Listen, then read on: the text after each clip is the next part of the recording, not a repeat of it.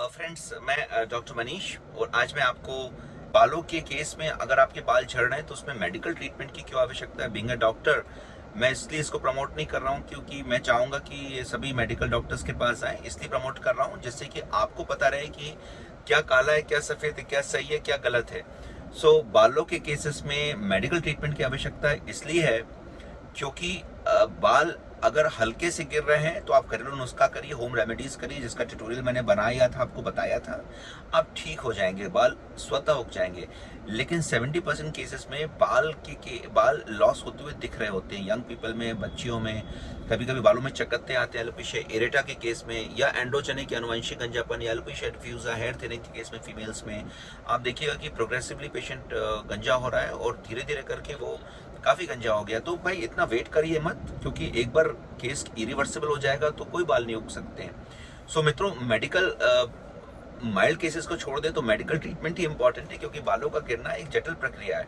इसमें हेल्थ के 3 parts important होते हैं। एक एटियोलॉजी, मतलब क्या कारण चल रहा है बॉडी में बीमार होने का, उस बीमार से किस तरीके से, उस पैथोलॉजी से किस तरीके से बाल जुड़े हुए हैं, बालों का गिरना जुड़ा है, टेक्सचर जुड़ा हुआ है, बालों के में इन्फेक्शन जुड़े हुए हैं। दूसरा इंपॉर्टेंट है साइटेशनल कॉजेज, जैसे कोई फीमेल है, उसने डिलीवर किया है या प्रेग्नेंट हुई है या लैक्टेशन करा रही है, या कोई व्यक्ति ने ड्रग्स लिया है, मेजर ड्रग्स पे चला है, या उसको कोविड या मेजर इन्फेक्शन हुए थे, हॉस्पिटलाइज हुआ था, या ब्लड उसका लॉस हुआ है, ब्लड चढ़ा है। तो ये साइटेशनल कॉजेज, इसमें भी पेशेंट के बाल गिरते हैं और कभी कभी पेशेंट के बाल गिरते ही रहते हैं और रुकता नहीं है लॉस। तीसरा इंपॉर्टेंट पार्ट है न्यूट्रिशनल डिफिशियंसीज। देखिए, न्यूट्रिशनल डिफिशियंसीज आजकल हम सबको पता है कि ये 3-4 विटामिन इंपॉर्टेंट है, लेकिन ये इन्फॉर्मेशनल साइंस लिमिटेड है घरेलू नुस्खे तक। न्यूट्रिशनल डिफिशियंसीज में जब हम इंस्पेक्शन करते हैं किसी पेशेंट का और उसकी बीमारी को समझते हैं, तो हम जानते हैं कि उसमें क्या चीज़ चेक करनी चाहिए जो कि अपने में ही बीमारी को ठीक कर सकता है। तो न्यूट्रिशनल डिफिशियंसीज में एक तीसरा इंपॉर्टेंट आयाम है। इसके अलावा और बहुत सारे काउंसलिंग फैक्टर्स हैं, इसमें स्ट्रेस और पेशेंट की लाइफस्टाइल डिसऑर्डर्स और पेशेंट के अपने गलत तरीके से चीज़ों का इस्तेमाल करना, excess serum, shampoos, colours, straightening, perming और पार्लर प्रोसीजर्स करना, तो इनको भी हम एक सरसरी निगाहों से मेडिकल पार्ट में रखते हैं। फ्रेंड्स, बाल जो गिर रहे हैं आपके उग सकते हैं और इसके पीछे मेडिकल ट्रीटमेंट ही सक्सेसफुल रहा है।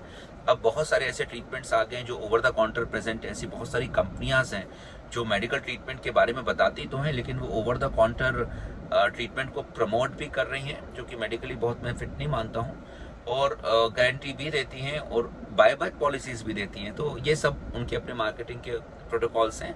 लेकिन यहाँ पे मैं आपको मेडिकल पार्ट बता रहा हूँ कि ये देखिए, मेडिकली ये बीमारी को डायग्नोस करना इंपॉर्टेंट है। इनकी एटियोलॉजी, न्यूट्रिशनल फैक्टर्स, साइटेशनल फैक्टर्स और ओवरऑल काउंसलिंग इंपॉर्टेंट है। अगर इनको हम करते हैं बालों के केस में, चाहे आपको एलोपेशिया एरेटा हो जो आप देख सकते हैं, या एंड्रोजेनिक एलोपेशिया हो, हेयर थिनिंग हो, या एंड्रोकैनल या post pregnancy, post drugs loss हो, तो ये सब ठीक किए जा सकते हैं, आपके वापस बाल उग सकते हैं। तो फ्रेंड्स, आप बिल्कुल देरी ना करें, डॉक्टर से मिलें, स्पेशली डॉक्टर सत्संगी इसमें आप मुझे लिखें, मुझसे मिलें, डायरेक्ट इनडायरेक्ट वीडियो कॉन्फ्रेंसिंग करें, वीडियो स्काइप भी करें, बात करके आप ट्रीटमेंट लें। लेकिन इसको टालें नहीं। अगर आपके हाथ से कंट्रोल नहीं हो रहा है, काफ़ी दिन हो गए, आपने लोकल डॉक्टर को दिखाया, फिर भी ट्रीटमेंट में वो सीरियसनेस नहीं आई, रिजल्ट्स नहीं आए, तो आप रीच करें हमें और we will help you on this. All the best, take care, share and subscribe if you think such information helps you to understand what is required. Thank you.